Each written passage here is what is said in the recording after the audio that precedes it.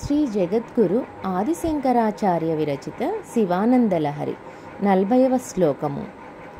ధీయంత్రేణ వచోఘటేన కవితాకుల్యోపకుల్యాక్రమై రాణీతైశ్చ సదాశివస్య చరితాంభోరాసి దివ్యామృతైః హృత్కేదారయుతాశ్చ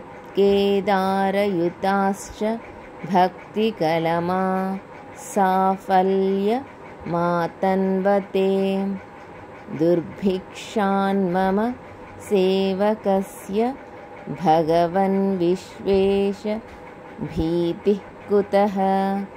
భావము: ఓ మహేశ్వరా, బుద్ధి అనే యంత్రంతో, వాక్ అనే ఘటంతో, కవిత్వం అనే పిల్ల కాలువతో నా హృదయం అనే పొలంలోకి తీసుకురాబడిన పరమశివుని యొక్క చరిత్ర అనే సాగరంలోని దివ్యామృతంతో హృదయ భూమిలో పుట్టియున్న భక్తి అనే పంటలు సత్ఫలాలను పొందుతున్నాయి.